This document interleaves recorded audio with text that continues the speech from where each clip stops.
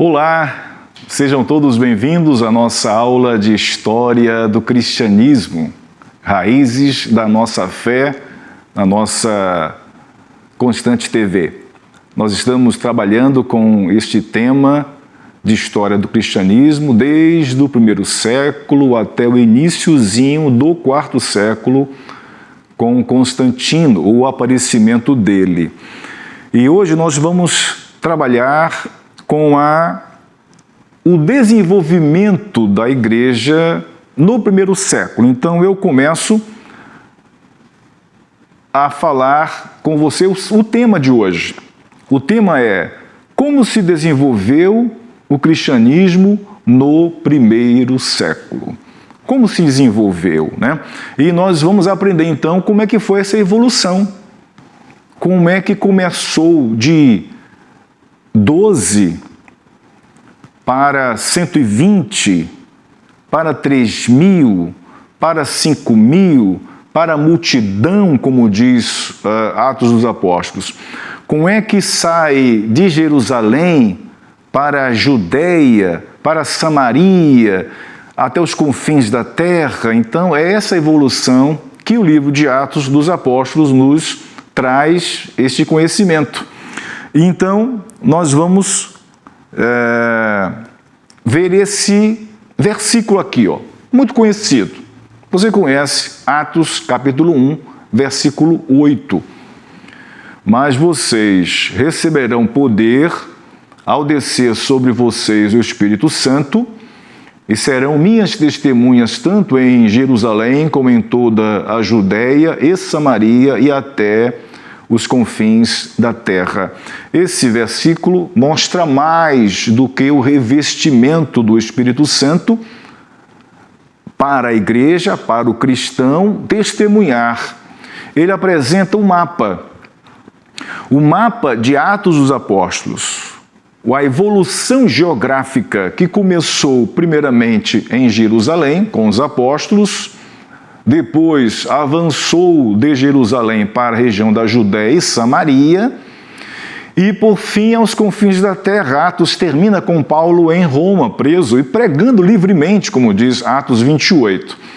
Então, não perca de mente este versículo, porque ele é o mapa que vamos utilizar daqui para frente, nesta semana. Muito bem. Atos capítulo 2 apresenta a primeira expansão do cristianismo. Atos capítulo 2. Você conhece a descida do Espírito Santo e os eventos que ocorreram lá. E eu trago para você perceber de onde vinham essas pessoas. Lembra que elas diziam assim, não são esses galileus? Como é que nós estamos ouvindo esses homens que são galileus, que falam aramaico, na nossa própria língua materna? Nós que somos partos, medos, elamitas, natural da Mesopotâmia, Capadócia, Frígia, isto é, eles começam a elencar regiões do Império Romano, de onde eles vinham para Jerusalém para a festa da Páscoa, para a festa do tabernáculo, né, os tabernáculos, porque era comum. E assim, o judeu espalhado pelo Império Romano, ele vinha para Jerusalém pelo menos das 7 festas, 3. E Atos 2 é a festa da Páscoa.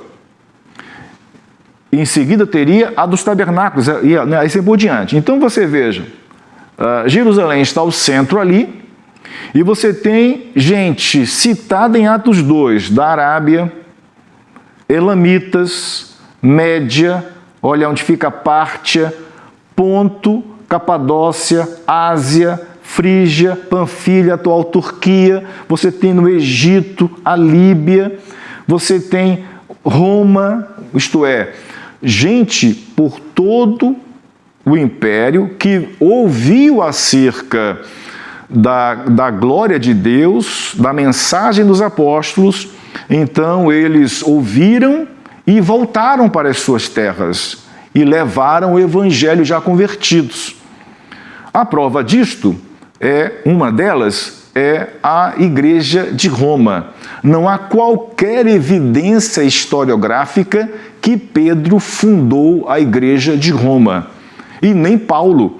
Paulo, quando escreve a esta igreja, ele está se apresentando, e apresentando a sua pregação e mostrando a sua necessidade de encerrar do ministério na Ásia, chegar aos confins da terra lá na Espanha, que era fronteira do Império Romano, depois só era mar. Então, a evidência que nós temos é pessoas que ouviram a mensagem de Pedro e que se converteram e que foram batizados, quase 3.000 pessoas, batizadas em água. Elas voltaram ao final da festa para as suas casas e levaram consigo o Evangelho.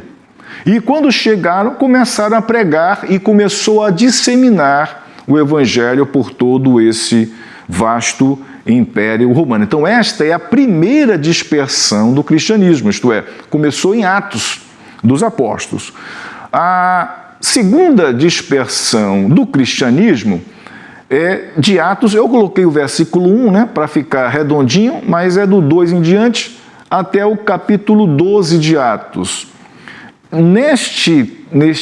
Nessa parte de Atos, nós encontramos a segunda expansão do cristianismo, que é uma expansão praticamente judaica. A primeira expansão foi totalmente judaica, judeus da dispersão, que ouviram a palavra dos apóstolos. Agora, nesta segunda dispersão, até o capítulo 12, é uma dispersão praticamente judaica, uma vez que continua evangelizando judeus, mas também não judeus, por isso que é praticamente judaica. E sai de Jerusalém, portanto, e alcança a Judéia, que é uma região maior, a província, chega a Samaria, em amarelo ali, mais ao norte, e você tem no mapa o começo dessa grande expansão do cristianismo, que antes estava restrita a Jerusalém, agora chega a Samaria, até o capítulo 12 de Atos. Então, veja como o cristianismo cresce rapidamente no Império Romano. Você tem aqui um mapa do Império Romano do primeiro século, isto é, da época de Cristo. Se você percebeu da semana passada, não havia ainda chegado o Império Romano na Grã-Bretanha aqui, porque a chegada dos romanos nas Ilhas Britânicas foi no segundo século. Então, no primeiro século, a fronteira era na Espanha e na Gália, atual França e parte da Alemanha, era onde era a fronteira. Então, aqui o Império, você percebe, em torno do mar Mediterrâneo, essa expansão, Atos registra do capítulo 13 ao capítulo 28, que é o que o mapa de Atos 1:8 mostra, Jerusalém, Judéia, Samaria e agora os confins da terra. Então, essa é a terceira expansão praticamente gentílica. Por quê? Alcança gentios, nós sabemos, gentios da Galácia, gentios da Macedônia, gentios da Acaia, capital Corinto, mas também alcançava judeus. Você lembra que a estratégia de Paulo nas viagens missionárias é começar a pregar pela sinagoga. Isso tem uma razão, não apenas lógica, não apenas estratégia missionária, que é lógico conversar com quem já conhece a Bíblia. É um elemento teológico, vamos ver, Só adiantando, Paulo nunca pensou em fundar o cristianismo. Assim como Lutero nunca pensou em fundar a igreja luterana. Lutero queria reformar a igreja, reajustar a igreja à palavra de Deus. Assim foi o apóstolo Paulo. Ele nunca pensou assim, eu vou criar o cristianismo, que alguns teólogos que são contrários à cruz de Cristo dizem que o cristianismo que nós temos hoje é paulino. Paulo nunca pensou em fundar cristianismo, pelo contrário, ele começava na sinagoga, em todas as cidades que ele ia, excetuando Filipos, que não tinha sinagoga lá, ele vai para a beira do rio, e prega para Lídia e converte Lídia e aquelas mulheres lá, provando que não havia sinagoga no sábado. Portanto, para ter uma sinagoga, era preciso pelo menos 10 judeus. Em Filipos não tinha nem 10 judeus, mas nos demais lugares para onde Paulo foi, Paulo começou pela sinagoga, porque, além da estratégia de falar com quem já conhece o texto bíblico, é a estratégia teológica.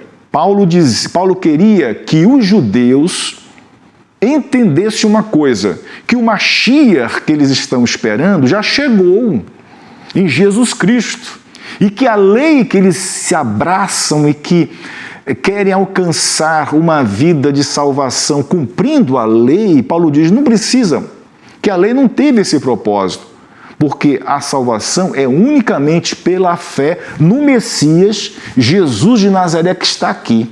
Portanto, Paulo começa na sinagoga, nas suas viagens, porque ele tinha uma intenção teológica, para dizer para os judeus que o verdadeiro judaísmo é a igreja que tem Jesus Cristo como seu Messias, que já chegou e a nossa vida agora vive em torno desse Messias. Então você pensa assim, então, que a expansão da igreja até o final de Atos alcançou a Galácia, alcançou a Macedônia, alcançou a Acaia, que era uma província romana, a capital era Corinto, que é a Grécia, e alcançou a Itália, olha só. Paulo queria chegar mais adiante, queria chegar lá na Espanha. Veja como uma expansão agressiva, né? Cristãos comprometidos com a obra, não mediam esforços para avançar na evangelização. Muito bem, nós temos aqui um texto, Romanos capítulo 15, nós já comentamos isso, do desejo de Paulo ir à Espanha, e eu quero ler com você então, Romanos capítulo 15, que diz o seguinte: mas agora, palavras do apóstolo Paulo, mas agora, não tendo mais campo de atividade nestas regiões e desejando há muitos anos visitá-los, penso em fazê-lo quando em viagem para a Espanha, extremo limite do Império Romano, lá nos confins da terra, pois espero que, de passagem, eu possa vê-los e que vocês me encaminhem para lá, depois de haver, primeiro, desfrutado um pouco da companhia de vocês. Verso 28 diz: tendo, pois, concluído isto e havendo-lhes consignado este fruto, irei à Espanha, passando por aí, e bem sei que ao visitá-los irei na plenitude da bênção de Cristo. O Evangelho expandia-se em questão de pouco tempo. Nós estamos há 150 anos como batistas evangelizando o Brasil, ainda não conseguimos. Esta igreja, em poucos anos, alcançou todo o Império Romano. Vamos ver durante essas nossas semanas de estudo. Então você tem aqui as palavras do apóstolo Paulo, só para lembrar onde ficava a Espanha, extremo oeste, né? Extremo oeste do Império, portanto, à sua esquerda. Depois da Espanha, não havia mais nada, era mar. Então, Paulo queria alcançar. Então, todos esses lugares aqui, o Evangelho já tinha alcançado essas regiões, a atual Palestina, Síria, a Galácia, a atual Turquia, a Europa, até chegar na Itália, todo o norte da África, e Paulo queria chegar à Espanha, né? Então, veja só que maravilha, é uma bênção saber do empenho dessa igreja e que Atos nos mostra como é que essa igreja desenvolveu-se ao longo desses poucos séculos. Muito bem, vamos falar agora especificamente sobre a igreja de Jerusalém, onde tudo começou, com os apóstolos, a igreja de Jerusalém. Então, eu vou ler com você um texto que vai responder à pergunta: quem eram os membros dessa igreja de Jerusalém? Como era composta a membresia da igreja de Jerusalém? Atos capítulo 6, versículo 1, responde essa pergunta. Naqueles dias, aumentando o número dos discípulos, houve murmuração dos helenistas, está aqui em destaque para você gravar isso aqui. Helenistas contra os hebreus, destaque hebreus também.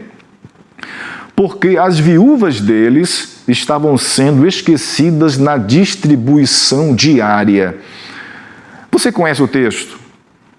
A igreja composta de judeus, a igreja de Jerusalém era essencialmente judaica. Só que havia judeus no texto bíblico chamado de hebreus, são judeus de Jerusalém, nascidos em Jerusalém, judeus que eram membros da igreja. Mas também esta igreja era composta de judeus que nasceram em outros lugares, fora de Jerusalém, pelo Império Romano que vimos no mapa. Lembra de Atos? Exatamente, tinha judeus espalhados em tudo que é lugar já há muitos séculos. Quando o Império Romano se instalou na terra conhecida ali na bacia do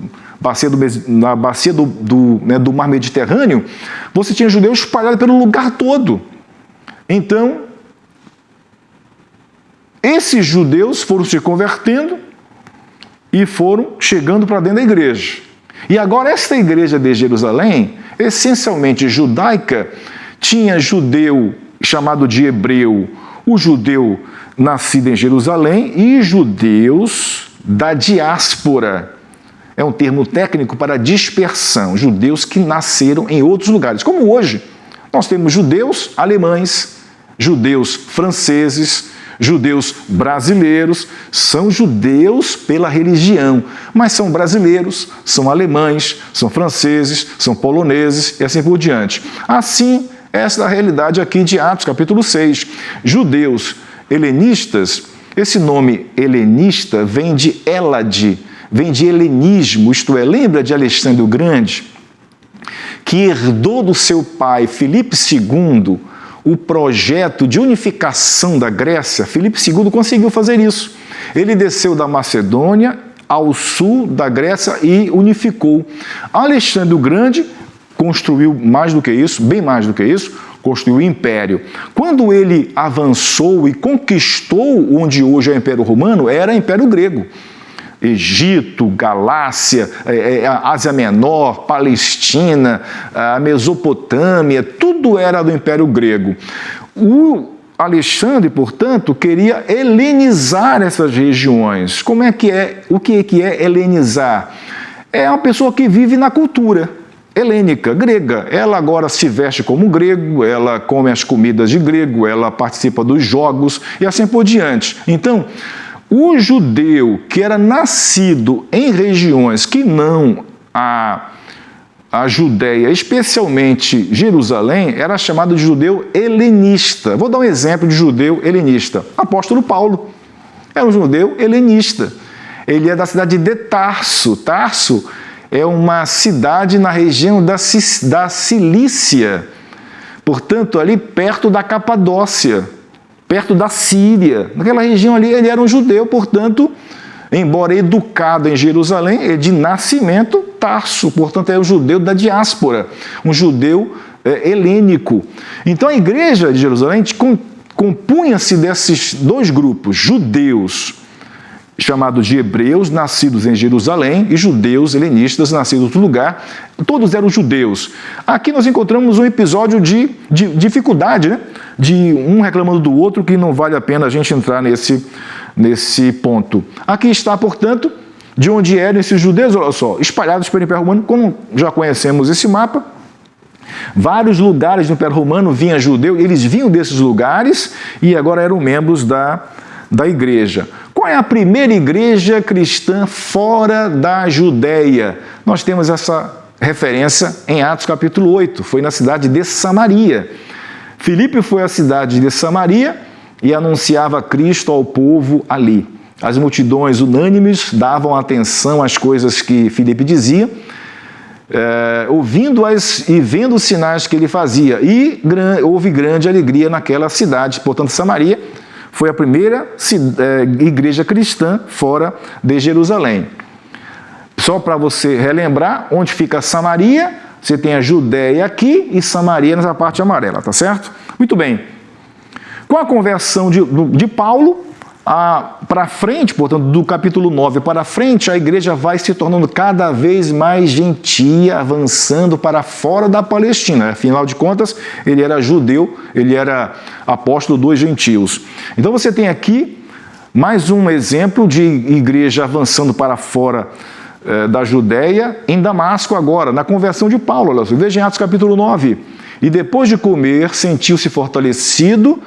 Saulo permaneceu alguns dias com os discípulos em Damasco e logo, nas sinagogas, que era a estratégia de Paulo, proclamava Jesus, afirmando que ele é o Filho de Deus, pregando já em Damasco, é na Síria, olha só, aqui a Síria, outro país, no extremo nordeste ali do Oriente Próximo. Muito bem, qual era a teologia desses primeiros cristãos?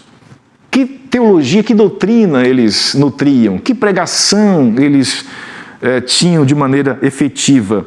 Eu pontuei aqui 4 elementos da teologia desses primeiros cristãos.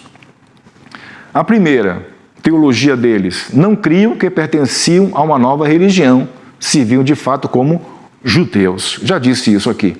Eles não pensavam em criar um cristianismo.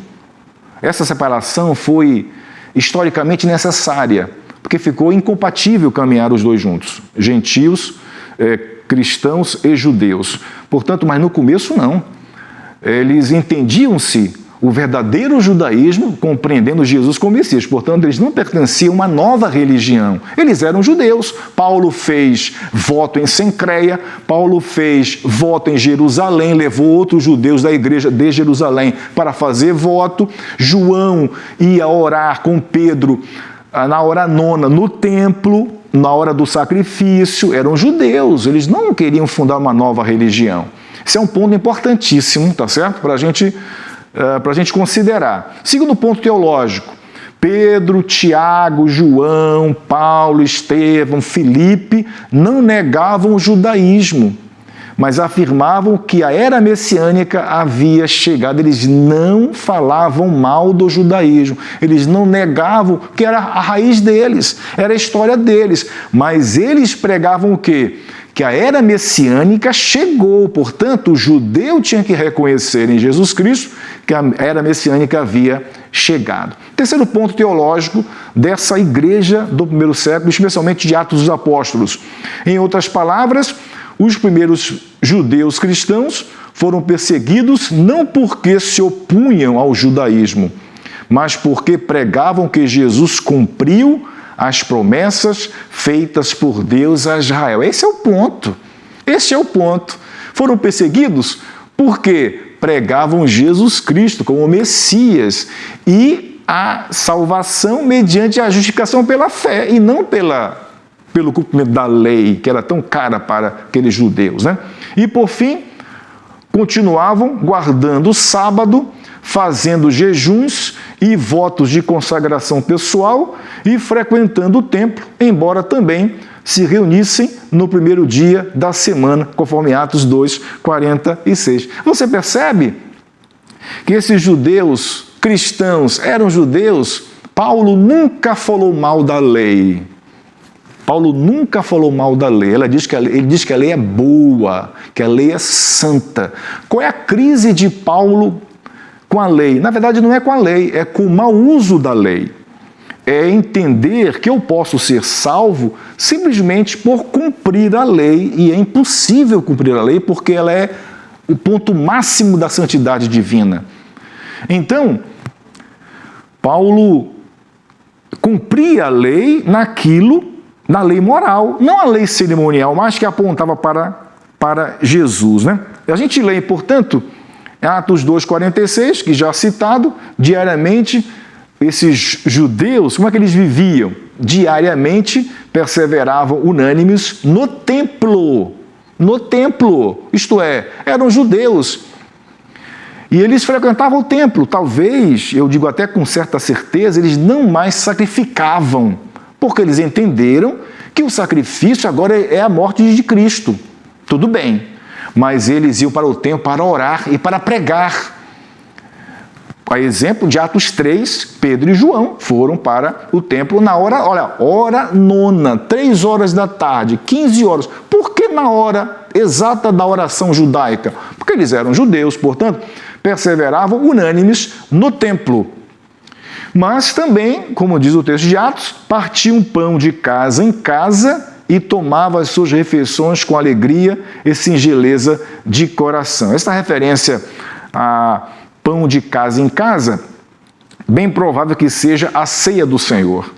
Então eles iam para o templo para estudar, para pregar, para orar. Em casa, eles mantinham uma refeição e no meio dessa refeição partiu o pão de casa em casa, que era a ceia do Senhor. Portanto, quem eram os dirigentes dessa igreja de Jerusalém? Quem eram os dirigentes dessa igreja de Jerusalém? Nós temos 3 citados. Nós temos o apóstolo Pedro, Atos 15, Pedro aparece como líder. Aparece o apóstolo João, que em Atos 15 não fala, mas aparece como líder. E Tiago, está aqui apóstolo, mas esse Tiago, líder da igreja, não é o Tiago, filho de Zebedeu, porque ele já tinha morrido. E nem é Tiago, filho de Alfeu, também é um nome, uma pessoa que não tem outra relevância, ele não aparece mais. Esse Tiago aqui é Tiago, meio-irmão de Jesus, autor da epístola e líder da igreja que fala em Atos capítulo 15.